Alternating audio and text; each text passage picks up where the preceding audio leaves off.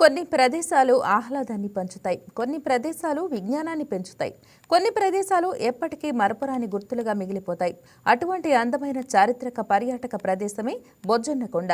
పచ్చని కొండల నడుమ ఆధ్యాత్మిక పరవళ్లు తొక్కేలా ప్రకృతి అందాలతో నిండిన బొజ్జన్నకొండ ఘనత ఒక్క అనకాపల్లికో ఆంధ్రప్రదేశ్కో పరిమితం కాదు, అది దేశానికే తలమానికం. బొజ్జన్నకొండ చారిత్రాత్మక విశేషాల్ని ఓసారి చూద్దాం.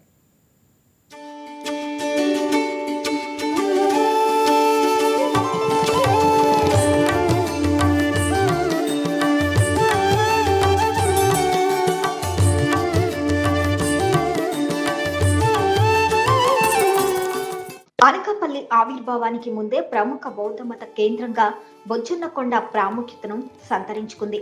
దేశంలోని అత్యంత విలువైన వారసత్వ నిర్మాణాల్లో నేటికి చెక్కు చెదరక నిలిచిన ఈ ప్రదేశం ఓ ముఖ్యమైన పర్యాటక ప్రాంతాల్లో గమ్యస్థానం.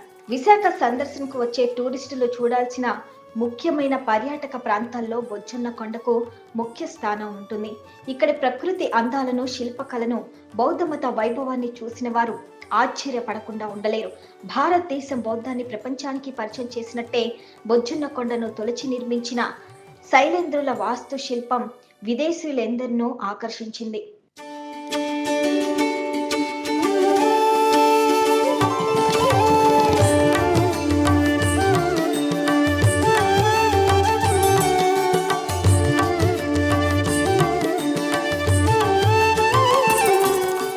రాతితో చెక్కబడిన 6 అందమైన గుహాలయ సముదాయమే బొజ్జన్నకొండ.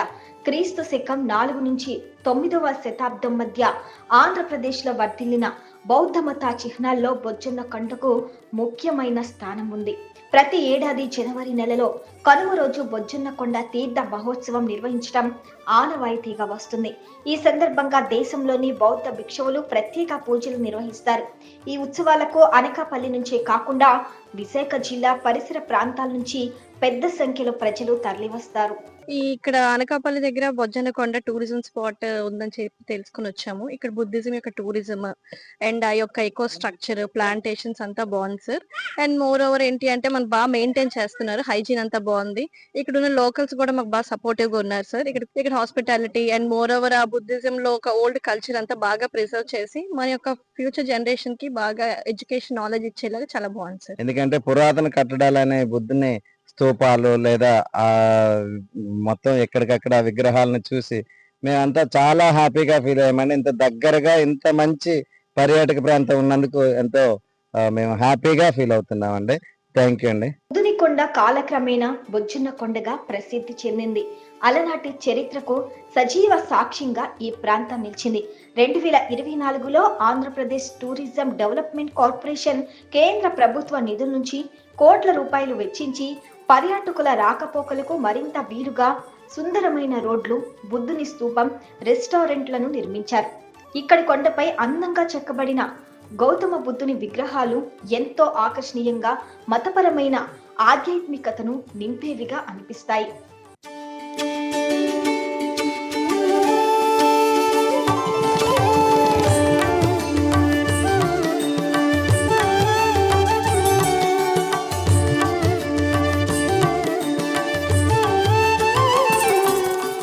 వయసు తారతమ్యం లేకుండా ఆహ్లాదకరంగా గడిపేందుకు ఆకర్షణీయంగా తీర్చిదిద్దిన పార్కులు, ప్రకృతి అందాలు, కొండకు ఇరువైపుల పంట పొలాలు పర్యాటకులను ఎంతగానో ఆకర్షిస్తాయి.